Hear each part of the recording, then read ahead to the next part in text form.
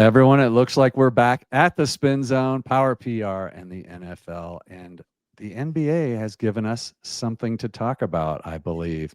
Gambling in the NFL. Special guest, Steve O'Rourke. We're about to do this, guys.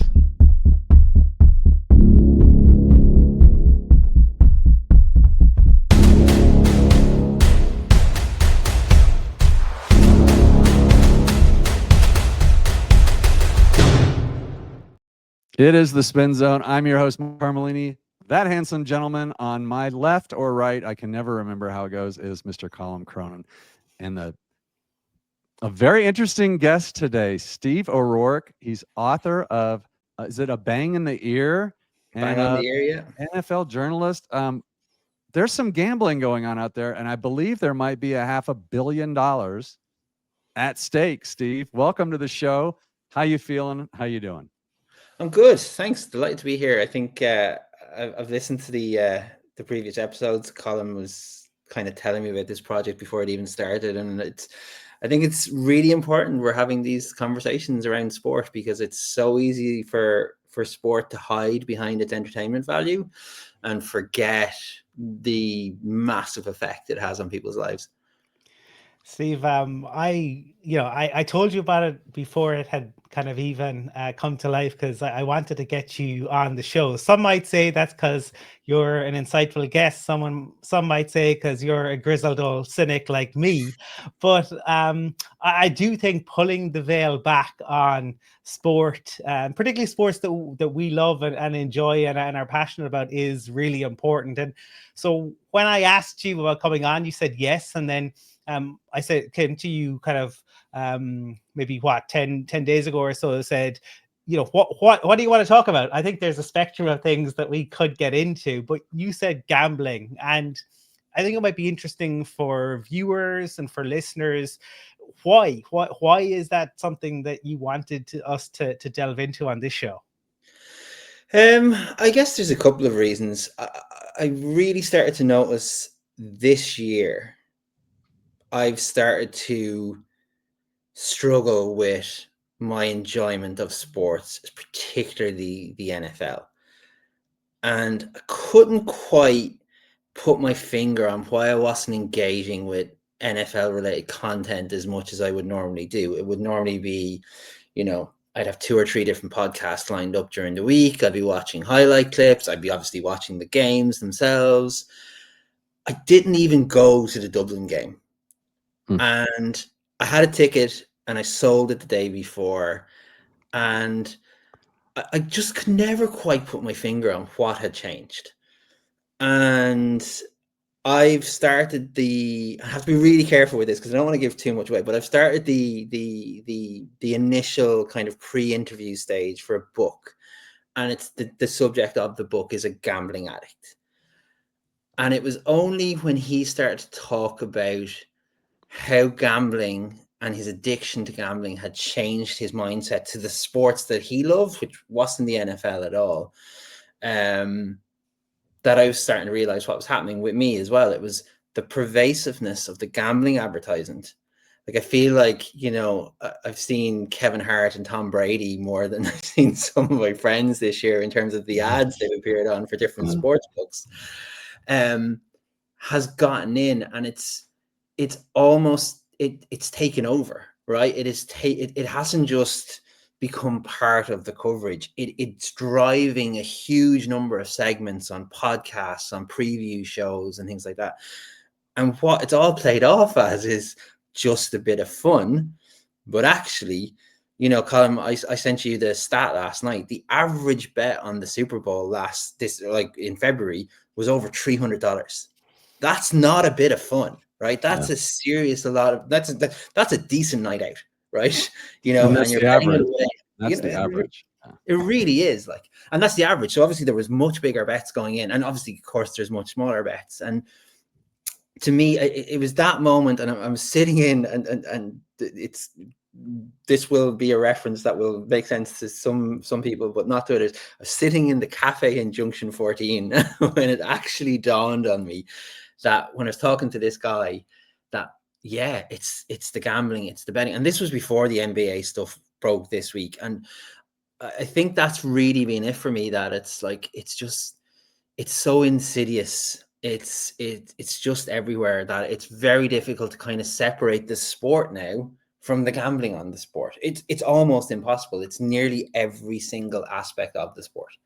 Yeah, I see what you're saying. I agree. I guess the next natural question for me would be, Steve, with the league and the podcasts and everybody's sponsored and everybody's getting a little payoff, a little piece of the pie. You yourself found yourself not even going to a game, and so there's a risk of of losing the trust of the fans, of course. But yeah, maybe the even just general disillusionment because of that mistrust uh, is going to start bleeding out into the regular fans who don't even, you know, play that betting game. Colum and I don't bet. We kind of cleared that up before we came on. We were just like, "Oh, do you ever bet?" And I was like, "No, I cashed all my chips in when I got married. You know, well, my luck's run out. It's as good as it's going to get." But um, what do you think about that? Do you feel you can't be the only person that not only knows in the back of their head that those shenanigans are going on, but it kind of ruins the game for them a little bit. If it's not a fair contest on the field, then it's not as maybe you're just not as hyped about it as you should be. I honestly think that's a huge part of it. I think there's now, like, there was a great line in a New York Times piece today that said, like, sports leagues in America didn't just open the door to sports books, they built the house for them. Right? It's a system that's fundamentally designed to be taken advantage of, and we've seen it. Like, we've seen it in football in the Premier League. There's a number of active players within the Premier League who have gambling allegations. Very, very, I would say, persuasive arguments that they were involved in spot fixing and things like that. And, like, if you're a wide receiver 3 on a relatively low contract and someone offers you X amount to make sure you have fewer than 3 catches in a game, it's very easy to disguise a dropped pass. It's very easy to make a fumble look like you did your best to secure the football. Like, and I think that's where now team sports, I think, allow for those moments of, and that's where I think the issue has always been. Like, I've always had an issue with red and yellow cards in soccer, because you're just asking for trouble. You're setting up, and then it gets to the point where, like you said, Mike, where if you can't trust what you're seeing in front of you as being everyone giving 100% effort, and look, we all know business decisions are taken on football fields all the time, not for gambling reasons. Like, people have contracts to look out for, all of that kind of thing. But if you can't trust that, and again, I should point out as well, I don't bet on the NFL. I don't bet on any sports. I would have in the past, probably 10 years ago. But again, it was one of those things where, like, it was almost taking the fun out of watching it. Like, you're watching it for a different reason. Do you know, like, the most boring fantasy football people who only talk about what this means for their fantasy football matchup? Yeah. People who gamble on sports is that on drugs. Like, it is the most boring conversation you can have. Like, you're watching a game and someone's like, "Oh, I only need Bijan to get 7.5 more yards." I'm like, I don't care. Yeah. Like, No one cares about your fantasy fantasy league except you. Yeah. No one Yeah, cares. exactly. So it's that alienation. But the problem is, I think we're of a certain age, we're of a certain vintage, and it's wrong to us because we watched so many years of the NFL without having this as part of it. For kids growing up now, who are watching, they're getting their clips on TikTok and Instagram or whatever. They're watching their highlights on YouTube, all of which are coming with pre-roll ads for gambling, and the app's there on their phone. The sportsbook is right there on their phone to have a little nibble, with now that turns into a huge bet later on. So I do think that for every one of us who's maybe getting disillusioned, there's probably 10 more who just see this as normal. They've grown up with Premier League teams who have betting companies on their shirt sponsors. They've grown up with, I think this might be I do think that there is a big argument that like this is a wider conversation around technology and what we're doing with these things. Like, you know, we have the power to like change the world with these things, and we're using them to watch porn and bet on football matches. And it feels like that's a bigger kind of version of what's happened with the US embracing gambling, right? Because I think any of us would have had this conversation where like it's not as if gambling wasn't happening. One of the biggest podcasts in the US actively talked about guess the lines for a game as if they weren't like, you know, betting on those games as well at the same time before gambling was legal. And, you know, but when you put that kind of new technology in people's hands and you don't try in any way to actually regulate, you just literally go from 0 to 100, that's just asking for trouble. Like, it's just asking for trouble. And now it feels like, you know, the horses are somewhere in the next county and they're thinking that they might sometime close the stable door in the near future. I was telling Mike before we started recording, Steve, about you'll have heard the story. I think, like me, it was a little bit before our time. But if we go back to the World Cup in '78, and Argentina are hosting it, and they go into their last group game, and they need a 6-0 win against Peru, and the goalkeeper and the right back for Peru get locked out of the dressing room, and Argentina get the win. So you have this, you know, match fixing or miracle. You go to when it initially came into the Premier League. And suddenly you had that, you know, I don't even know all the terminology, but like the kind of spot gambling where you could bet on the timing of the first throw. And I don't know if you remember, there was a match, Spurs against West Ham, and John Hartson wellies it straight out. And again, it was like, wow, I wonder why he did that. And I suppose what I'm interested in, like we've seen fans, right, react to that, and I think you're right in the way in which we consume media, but it feels like, and I don't know if this will change anything, but it certainly feels like the discourse around refereeing in the league has taken a change, right? Because if you go back to even the blown call in the Saints-Rams game, right, which ultimately sends the Rams to the Super Bowl, to give us one of the worst Super Bowls in recent times, certainly. But that was all, you know, the Saints are really unhappy, right? They tried to do the petition, but it didn't feel like there was, you know, the league is fixed. Now it feels like every week, you know, there's the whole piece, and maybe it began a few years ago with the whole idea of the league being scripted, right? And all that, you get your script at the start of the year, but it feels like the visceral anger has ratcheted up a notch, and that people are blaming it on gambling, but at the same time, they're gambling more than ever. And I don't think there's an answer to that, but is that just the kind of anger mixed with dopamine that we're just going to see that continue to grow and grow and grow? You sent me a great screenshot during the week about the reaction to the Lamar Jackson, you know, withdrawal from the game, and that is people speaking with their wallet, right? An old horse racing journalist said that to me once, that he doesn't listen to the opinions of people who follow horse racing because they're not talking rationally, they're not even talking emotionally, they're only talking with their wallet, and I feel like that's what's happening. For me, refereeing comes down to a very simple principle.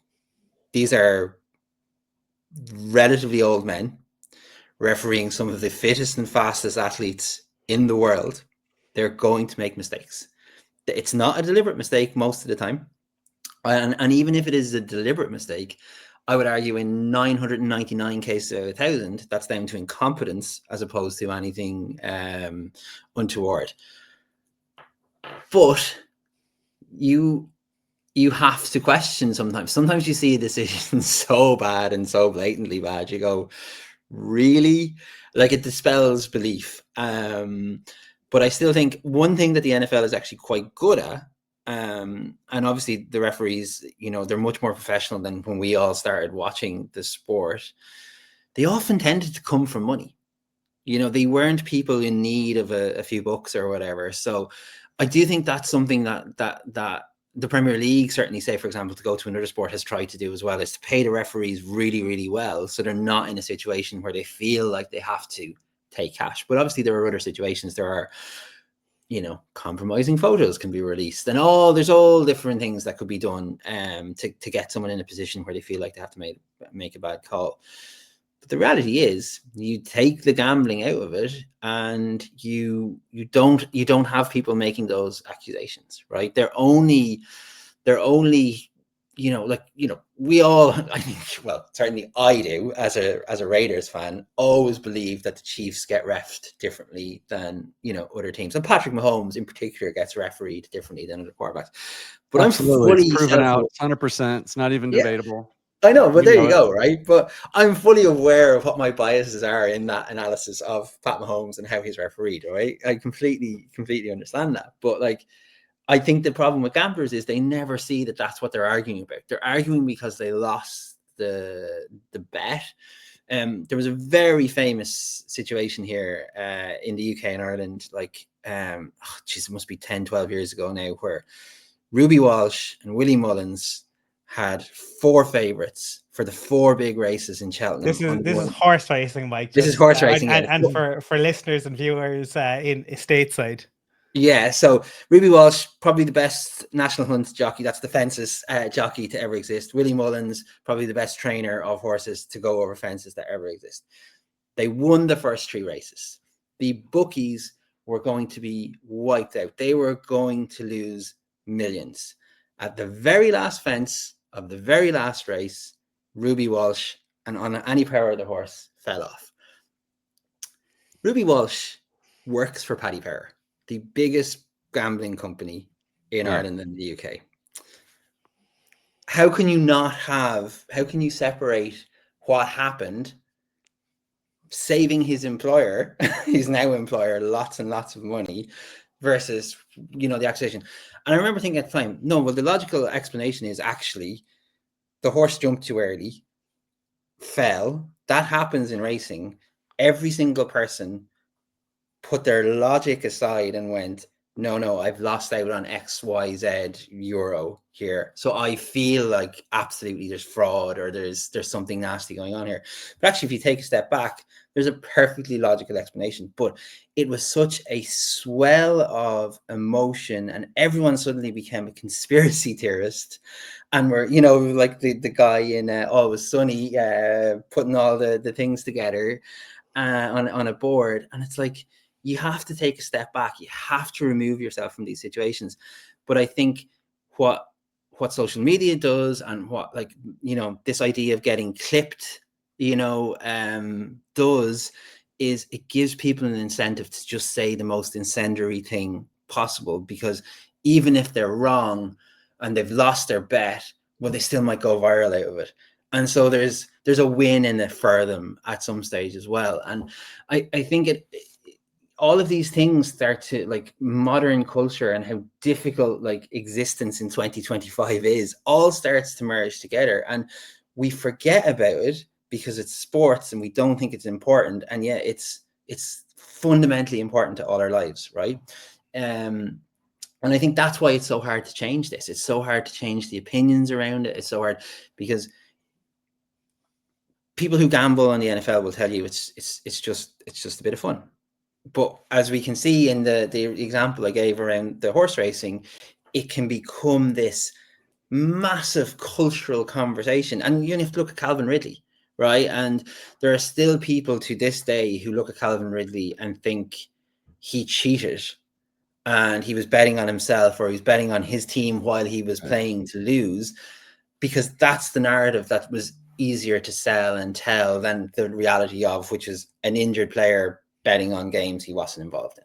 And again, if you stop players from gambling on their own sport, they have partners, they have family, they have friends who are going to do the gambling. It's nonsensical. It doesn't make any sense to do it. So it feels like, I'm not a I'm not someone who believes in like abolition or generally or censorship, but like it feels like the only way to stop it is to just get rid of it completely. Just get rid of it completely, because you can't. There is no way of having a. It's too late. It's too late now to have it as like just a small part of the overall sport. They've let the gambling companies in. I think the gambling companies, the sports books, are now worth almost as much as the alcohol brands in terms of sponsorship around NFL games. I think it's $508 million, was it, for sports books, and $560 million for alcohol brands. And again, that's a different conversation in terms of the damage that alcohol does as well. But that's where your money is coming from. Like, remove the pharmaceutical, alcohol, and sportsbook ads from NFL coverage, and what have you left? Very little. Football. Insurance. Yeah. Engagement rings in the run up to Thanksgiving. Yeah. Like, so, and it's, to me, I always like to try and find moments that like that don't seem connected to where we are now, but actually was the cause of where we are now. And I think when Madden and Ultimate Teams and things like that started letting the loot boxes in, that raised a generation of kids to think, yeah, gambling's fine. Because, you know, for every 10 packs that I get in Ultimate Team or whatever, that's crap, I might get this one superstar this one time. So that's what's worth it. And that instills a psyche in people to take the risk, to that, you know, it's the next one. It's chasing that next win, that next, you know, success, I guess. I'm really happy, Steve, that you talked about that part. And I'm glad that I'm really proud that I have no idea what any of that stuff is. So, I bet my kids do. So we're hip. We're just really cool on this show. We talk about young people stuff. I have no idea what any of that stuff is. My kids are going to love it that I don't. But, you know, you brought up a couple things. The one thing that makes me really curious, so the NFL, you know, after the NBA scandal, right? The NFL comes out with its little memo, you know, how they got to protect the shield and we got to do this and we got to do that. Like, we all know better than to believe a word of that. Like, I don't think the NFL really cares about it one bit. And I think we can all agree on that. But to take that a step farther, NFL owners are allowed to own up to 5% of these sports books. Steve, is that a true thing? Is that a real thing? They are, and they also don't have to reveal that they do. Oh my God. Because we all know that a lack of transparency is a good thing. Let's keep it behind the curtains, and nobody's gonna be suspicious. Like, how more suspicious can they make it look, Steve? I mean, let's be honest.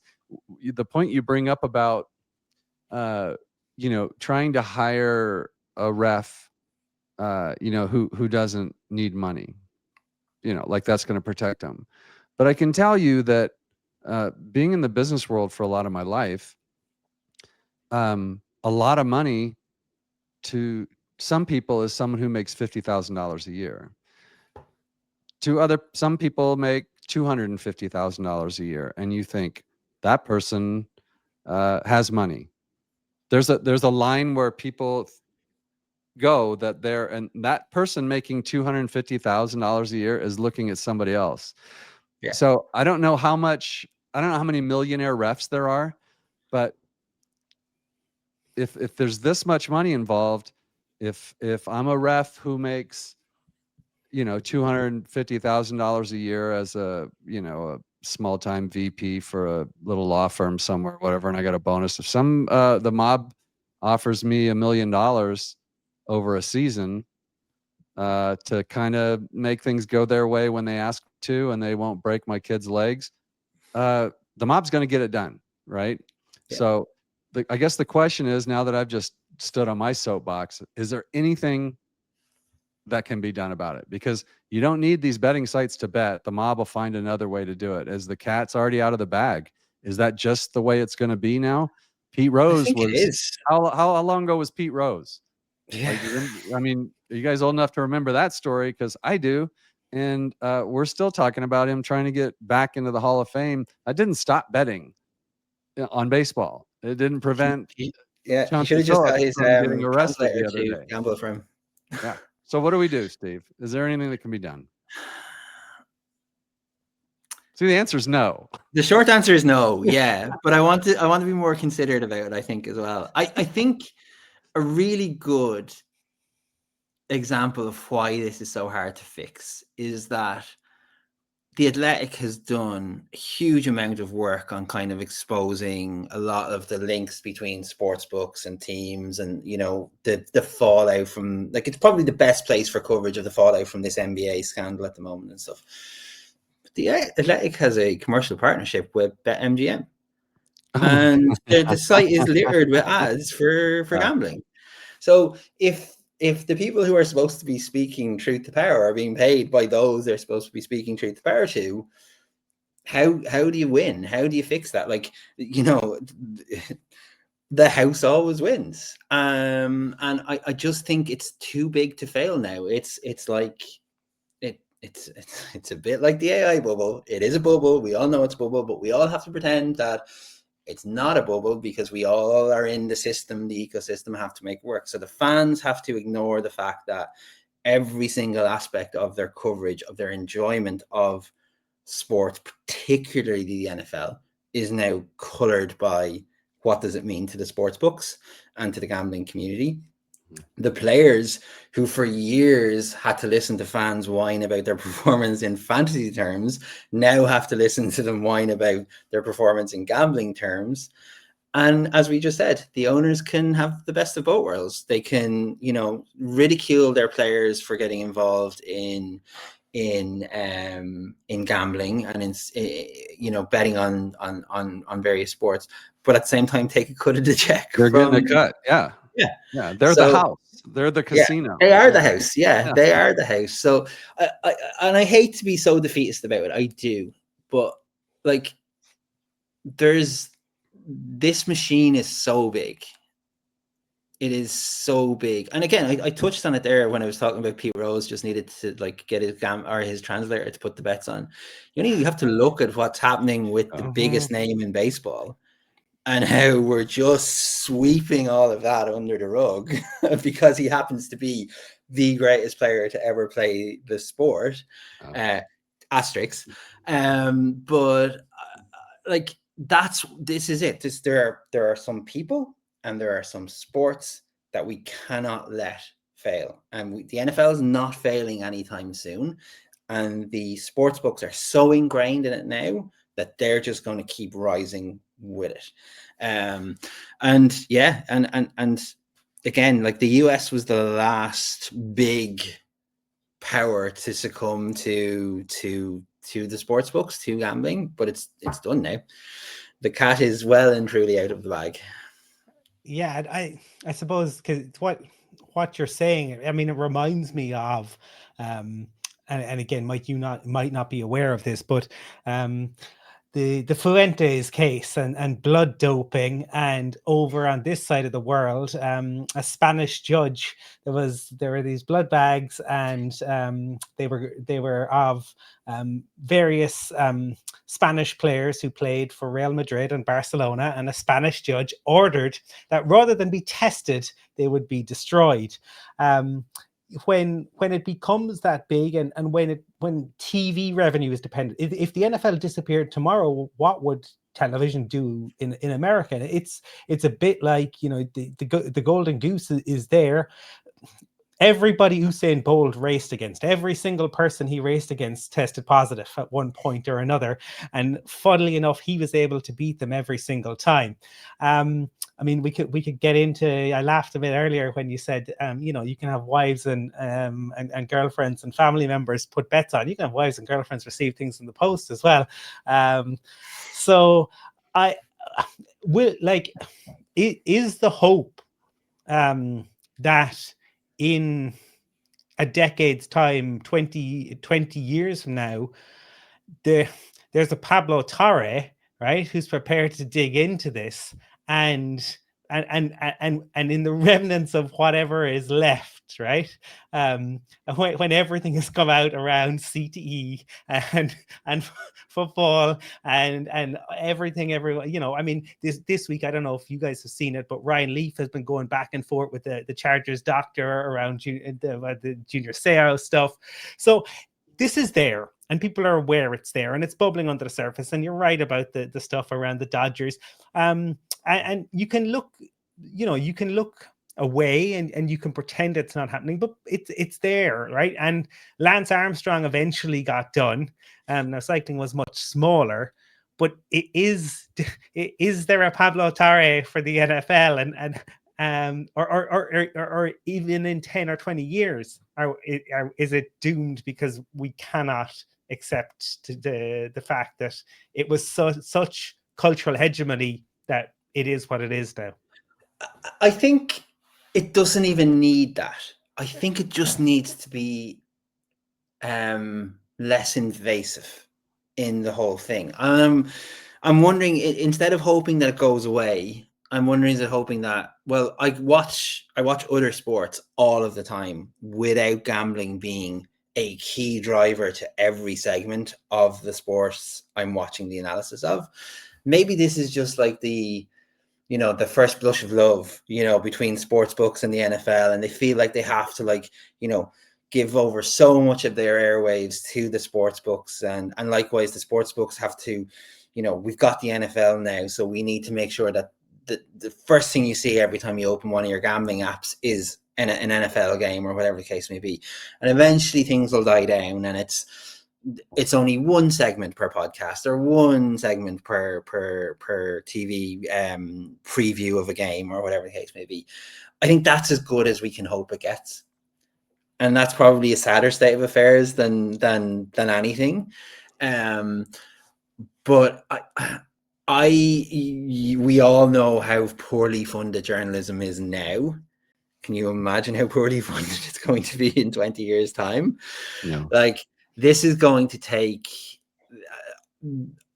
it's very speculatively, it's going to take a very blatant piece of cheating in a Super Bowl that is cast ironly proved by a journalist for anything to happen.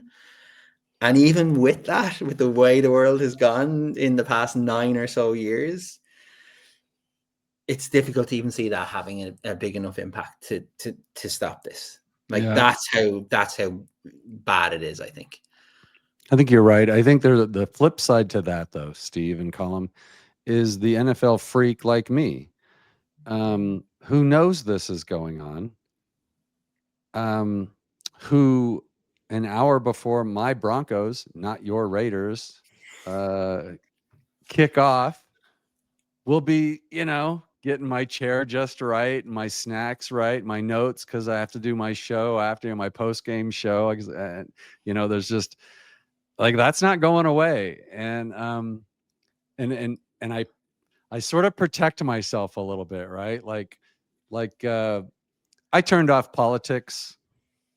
That's for my kids now. You guys deal with it. All it does is upset me. So I just live in my little world. Colum's been out to the house. He sees where I live. We don't know what the hell's going on out there. I don't want to know. And I kind of don't want to know here a little bit, unless there is that blatant, proven beyond a shadow of a doubt. They got a recording of the guy setting it up. I tend to think about the prop bets. Now, those are the ones that I'm more not open to. That's totally the wrong word. But I don't have a problem believing that's happening a lot. Like, that would be an easy one for even your buddy to pull. You wouldn't need the mob to do that. Yeah. Like, if my buddy is, we'll use your example. He's a running back, Genty for the Raiders. We'll use Genty because he's such a new, wonderful talent. And who has one touchdown as does RJ Harvey, who was taken in the second round for the Broncos. But that's irrelevant right now. It has nothing to do with the Raiders. I love that you're a fan of that team. And they're in Oakland now, or no, LA, Vegas. Oh, Vegas. Funny, that's weird. Anyways, Funny, gents, isn't it? Yeah. but if you're like, think about it though, but back on track, if he's my buddy and I say to him, hey, there's a prop bet on you this week that you've never fumbled and the odds are this, give me, if you guys are winning the game, everything's going good, give me one fumble and, we'll split it or whatever. Like that, probably not the best example, but how hard would not be that difficult. And that's just between me and my guy, or even him, the player, like your baseball, greatest baseball player in the world. Like, you're right. A contract. They're not all NFL fans love to think of all football players as millionaires. They certainly are not. No. And the vast majority of them are going to be out of the league in 2 years, and that money is going to be gone in 2.5 years. So to be a third wide receiver for a team and get my good buddy, my uncle, whoever, hey, a group of guys, hey, scratch up some money. I am not getting more than 2 catches this game. I don't care what happens. Put all the money on that. That's just too easy and unstoppable.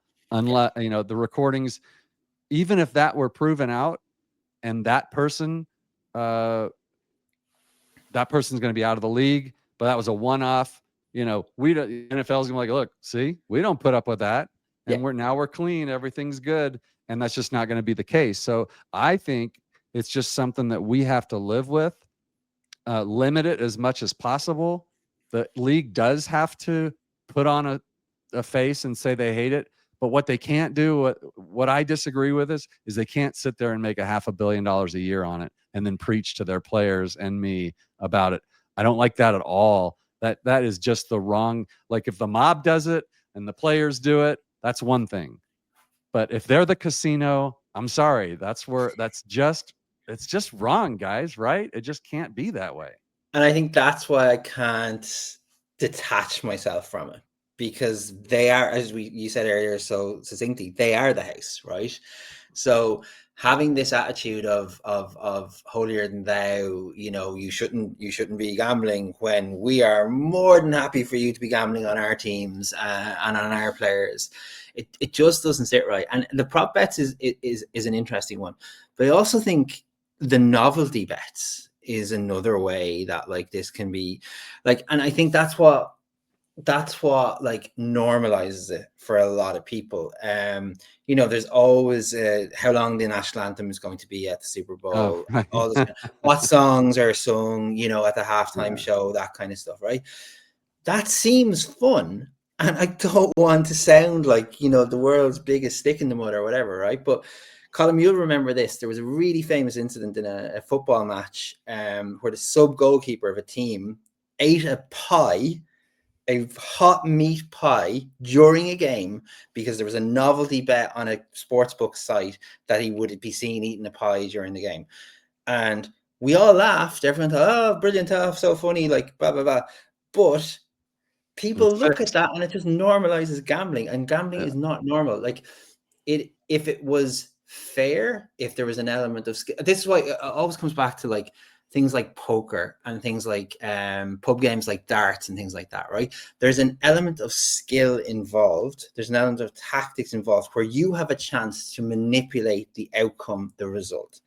With gambling, you go click, click, click, and then everything else is out of your hands. There is nothing you are in control of. Like you might be one of these people who's superstitious and you're wearing your lucky socks or something, right? Yeah. But you actually have no control. And this is why I disagree with it.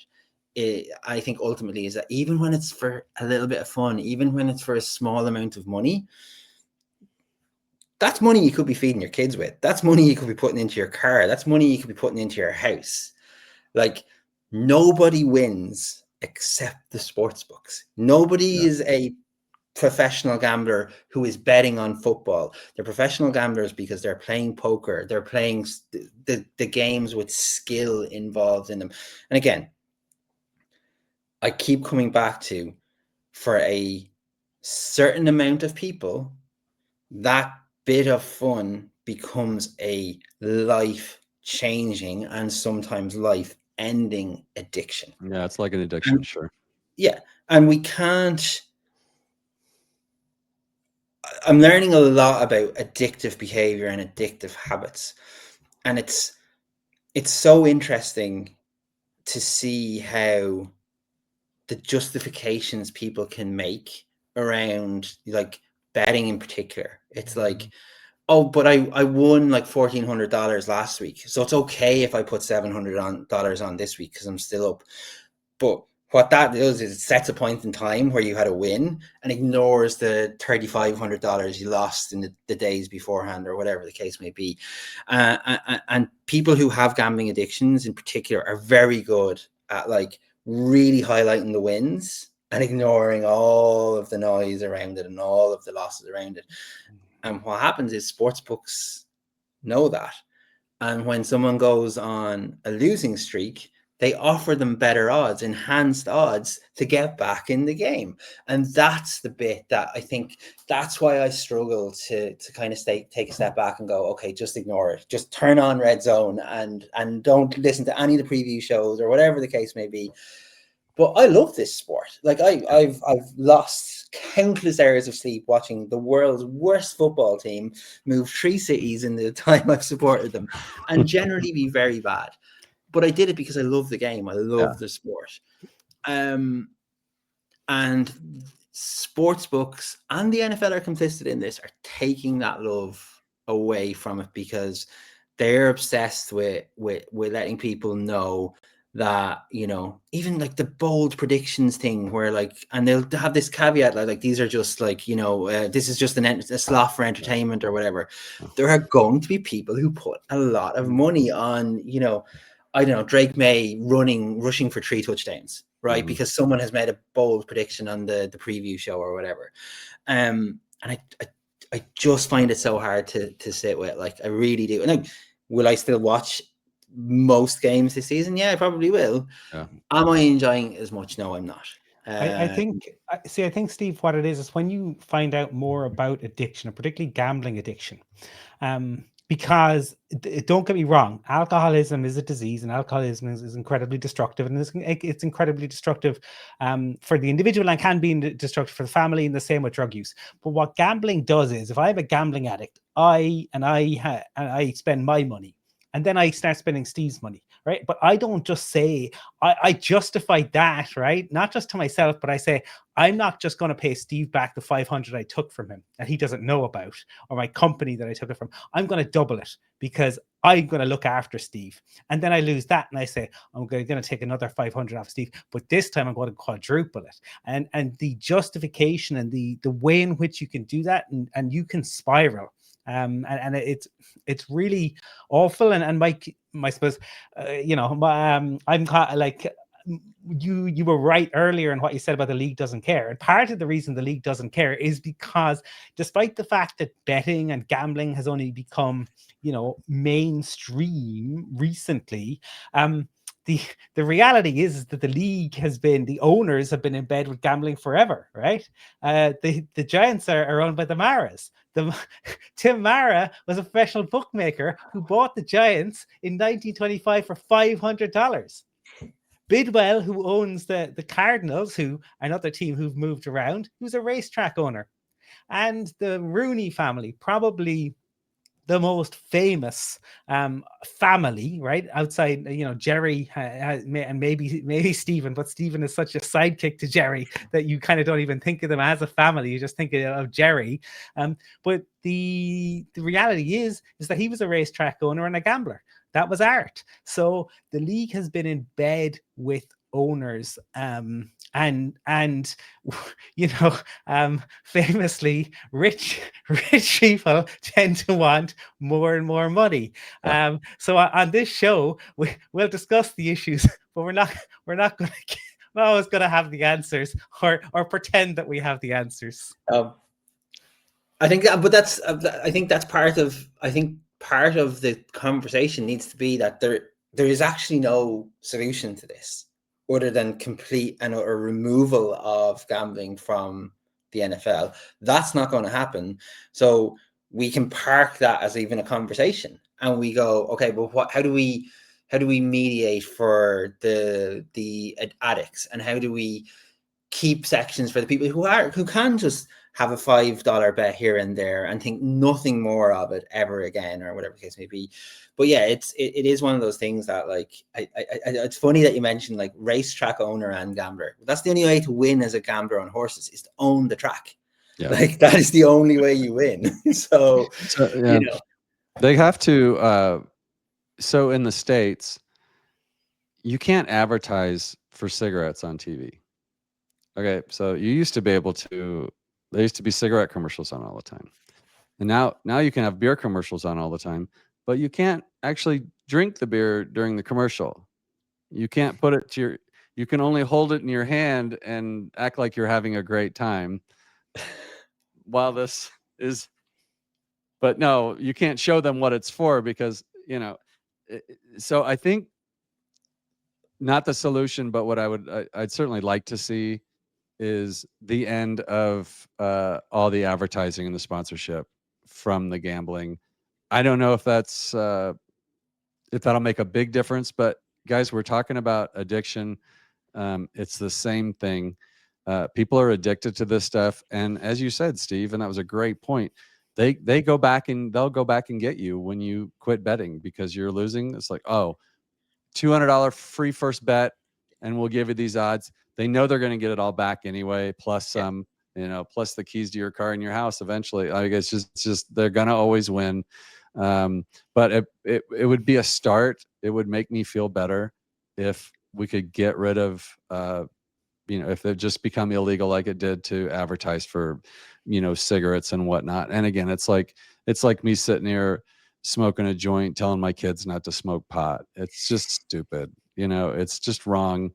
And, maybe there's no way out of it, but Steve, the Broncos and the Raiders will play this year.